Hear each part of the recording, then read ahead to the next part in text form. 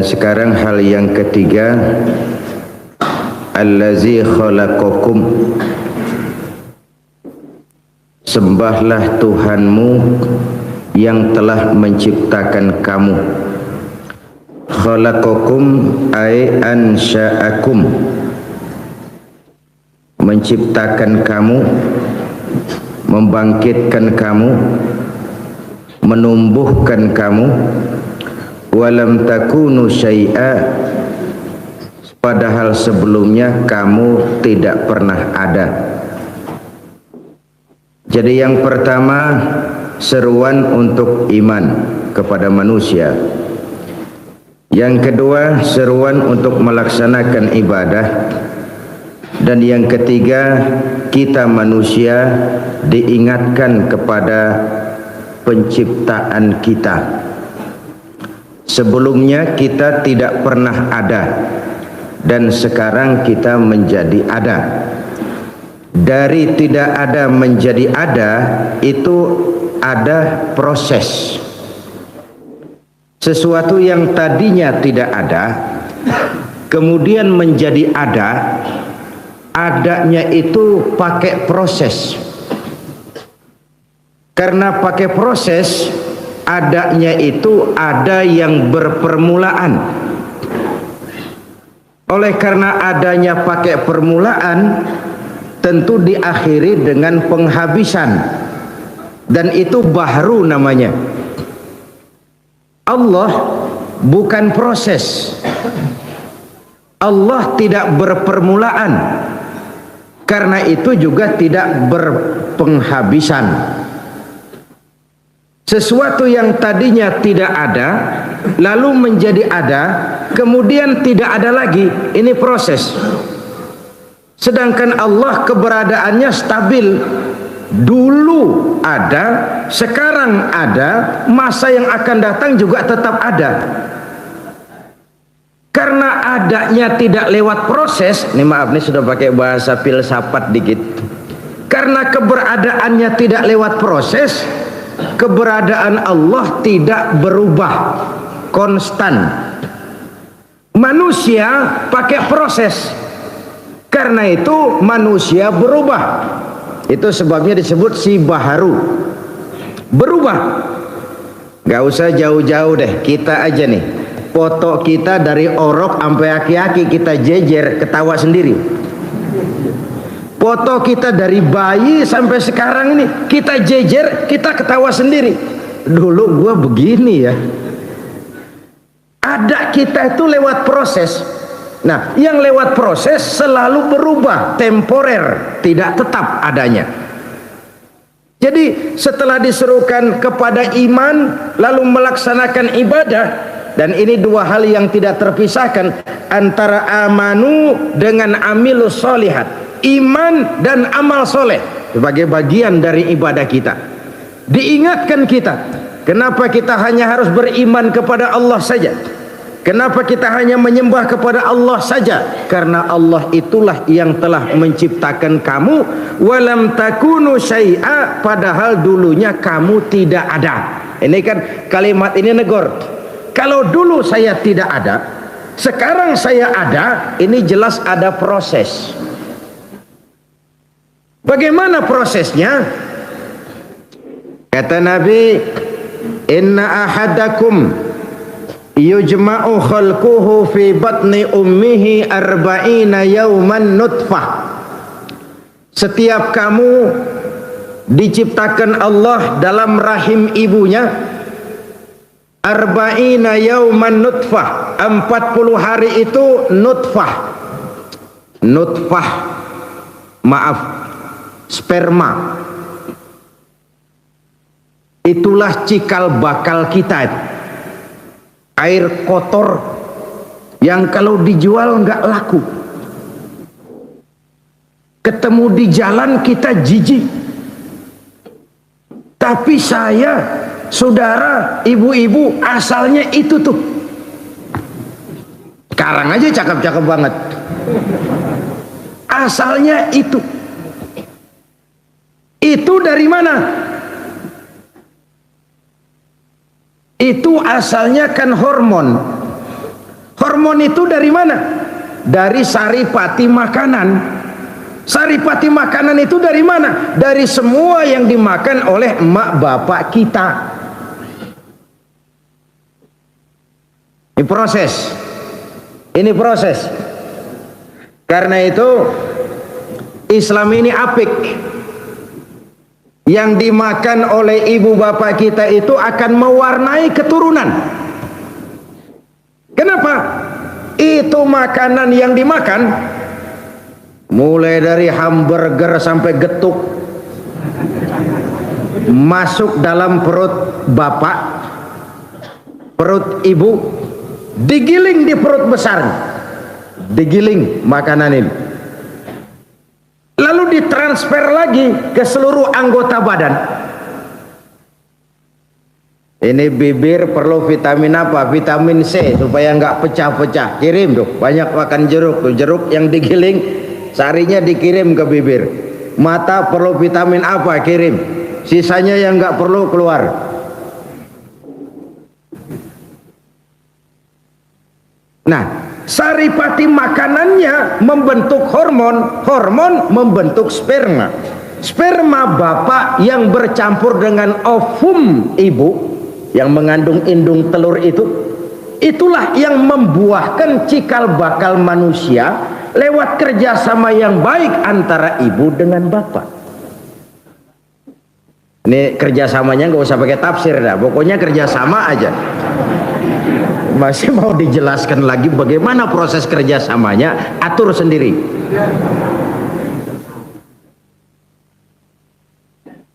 Empat 40 hari itu nutfah, sperma. Tsumma yakunu 'alaqatan misla zalik. Setelah 40 hari lewat, masuk 40 hari yang kedua, baru alaqah. Alaqah ini gumpalan darah. Iqra bismi rabbikal ladzi khalaq, khalaqal insana min 'alaq. Alaq itu proses kedua setelah sperma. 40 hari pertama nutfah, 40 hari kedua prosesnya naik lagi menjadi alaqah, gumpalan darah. Lalu summa yakunu mudghatan misla dzalik, kemudian 40 hari yang ketiga jadi mudghah. Mudghah gumpalan daging. Bahasa kedokterannya embrio. Nah, embrio itu sudah proses yang ketiga, 40 hari ketiga. 40 hari pertama nutfah, 40 hari kedua alaqah, 40 hari ketiga mudghah. Mudghah itu embrio, sudah berbentuk manusia, cuman lucu masih. Palanya besar, makin ke bawah makin kuncup. Kalau anak Betawi ngerti cebong, tahu cebong?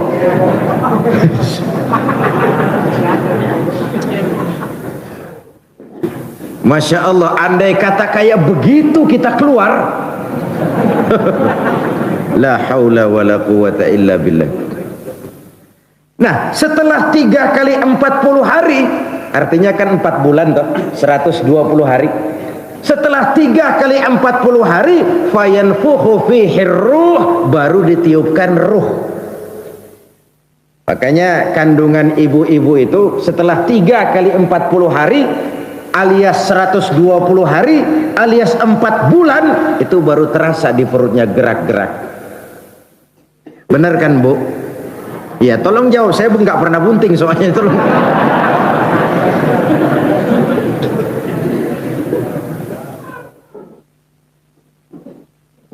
Tiga kali 40 hari baru ditiupkan ruh, baru bergerak. Sebelah kanan, ini sebelah kiri.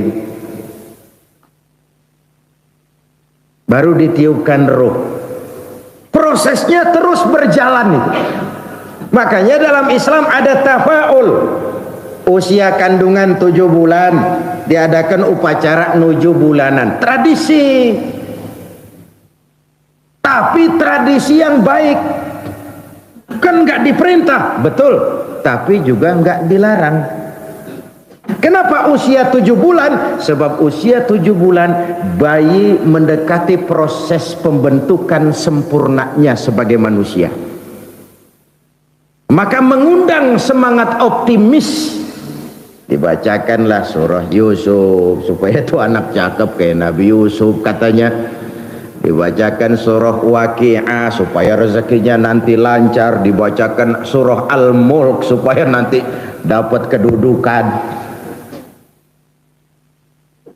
Tetapi jangan lupa, ini sudah proses yang kesekian. Proses yang kesekian. Ibu bapak, saudara-saudara hadirin yang saya hormati, jadi pantas kita bisa mengerti betul. Kalau Nabi ditanya, ya Rasul, siapa yang paling harus saya taati di dunia ini? Ibumu. Kemudian siapa lagi? Ibumu. Setelah itu siapa lagi? Bapakmu. Ibu, bapak. 3 berbanding 1. Coba lihat proses ini kan semua terjadi pada ibu. Malahan istilah saya, emak kita itu sejak ngidam dia udah kita seksa.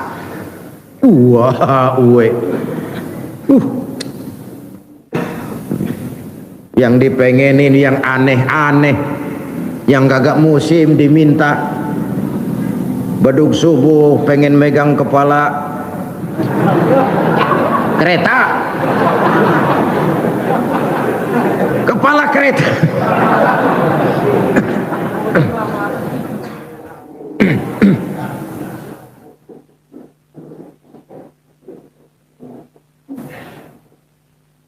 Terus maaf, makin lama makin besar makin berat, kemana-mana dibawa. Belum pernah ditaruh barang sebentar, dibawa.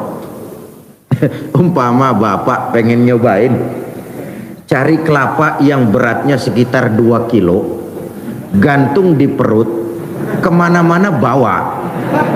Kata anak-anak, emang enak.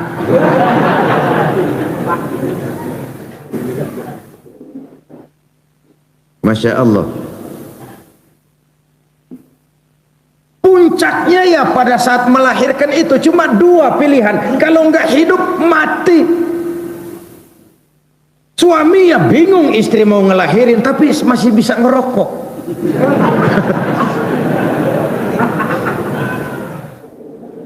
Bingung tapi kan sambil ngerokok. Kalau tidak hidup, mati. Mujahid, tiang negaranya seorang ibu itu di situ. Setelah 3 kali 40 hari ditiupkan roh. Dengan begitu sebelum kehidupan duniawi alam rahim sudah ada kehidupan lain. Kalau ditiupkan berarti calon bakal roh kita kan sudah ada lebih dulu. Itu sebabnya kata Imam Ghazali, fase kehidupan manusia itu 5. Pertama alam arwah, sebelum jasad diciptakan roh sudah ada lebih dulu. Dari alam arwah kita pindah ke alam rahim, alam kandungan ibu. Ini fase yang kedua. Di situ kita ngetem 9 bulan. Alam rahim, alam kandungan 9 bulan. Ada yang 13 bulan, namanya bunting kebo. Orang dulu dikiterin di kandang kebo biar merojol itu. Lama ngetemnya. Ada yang 2 tahun, yang keluar udah kumisan. Itu kelamaan ngetemnya. Sembilan bulan. Dari alam rahim kita pindah ke yang ketiga ini. Sekarang ini alam dunia. Berapa lama kita di alam dunia? Sejak kita terlahir dari rahim ibu sampai ajal datang merenggut nyawa. Dari alam dunia pindah kepada yang keempat, alam barzakh, alam kubur. Alam kubur ini sudah masuk alam gaib nih, alam kubur. Karena itu nggak bisa diukur dengan kacamata eksak. Itu kalau yang jasadnya berantakan kayak korban airbus bagaimana? Itu kan ukuran zohir. Ukuran gaib kan nggak begitu. Apalagi Allah pencipta. Mewujudkan kembali kan sekedar restrukturisasi, reproduksi. Produksi awalnya saja Allah mampu, apalagi reproduksi. Menciptakan yang memang pernah ada, yang belum ada saja Tuhan mampu kok. Apalagi memang sudah ada, tinggal ngambil prototipnya itu. Begini potongannya. Reproduksi.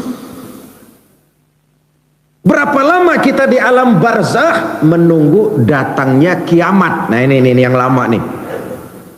Kalau nih hari dikuburin besok kiamat lumayan. Tapi kan yang hidup nggak ngarepin.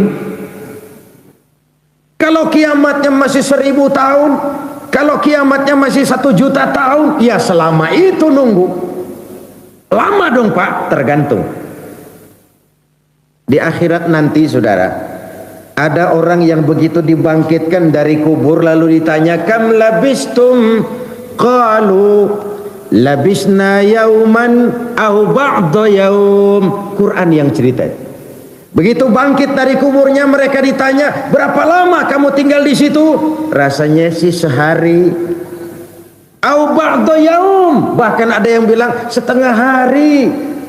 Masya Allah, nunggu jutaan tahun. Ketika ditanya, kam labistum, berapa lama kamu tinggal di situ? Qalu yauman au ba'da yaum. Kayaknya sehari. Enggak, saya mah rasanya setengah hari.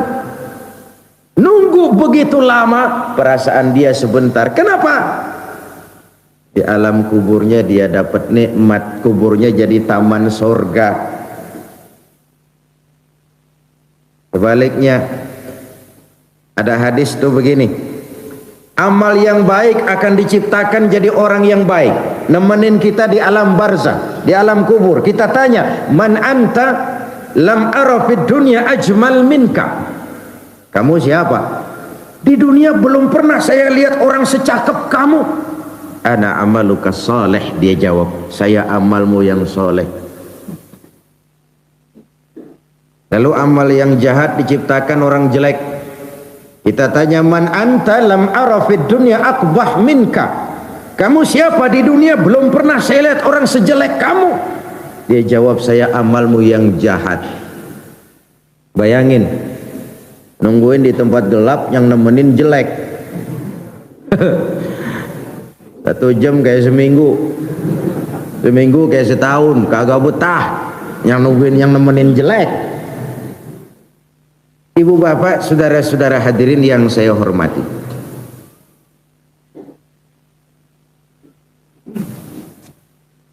dari alam barzakh ini kita baru pindah kepada alam yang terakhir, alam akhirat atau alam mahsyar. Awalnya padang mahsyar dikumpulkan. Ini proses perjalanan hidup manusia. Tapi kita tidak mendalami itu. Kita sedang bicara tentang ansa'akum, proses kejadian manusia. Tatkala sebelumnya kita tidak ada, lalu sekarang kita menjadi ada, tentu ada proses. Bagaimana prosesnya? Itulah dia. Mula-mula fitrah.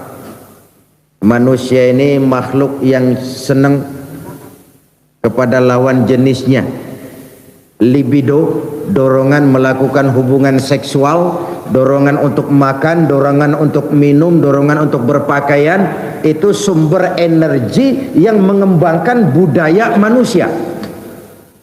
Kenapa kebudayaan manusia berkembang? Karena manusia perlu makan, perlu minum, perlu rumah, perlu hubungan seks. Ini yang menyebabkan budaya jadi berkembang. Malaikat nggak perlu semua itu, maka malaikat nggak punya kebudayaan. Malaikat makhluk yang secara instingtif diciptakan untuk taat, tidak punya alternatif lain. Budaya manusia berkembang karena dorongan untuk makan, dorongan minum, dorongan berpakaian, dorongan melakukan hubungan seksual. Itu merupakan penggerak manusia untuk berbuat dan berkiprah. Coba kalau nggak pengen ini nih, saudara, nggak makan nggak perlu, minum nggak perlu, berpakaian nggak perlu, lawan jenis nggak perlu, udah jadi malaikat. Mau jadi malaikat gampang, jangan perlu ini nih. Ya mendingan belekai. Nggak sanggup Pak. Kenapa? Kita ini biologis, anatomi kita ini, darah, daging, tulang, ada dorongan-dorongan itu, dorongan melakukan hubungan seksual. Ini yang mengembangkan keturunan. Berapa banyak makhluk Allah yang sudah punah dalam arti nggak punya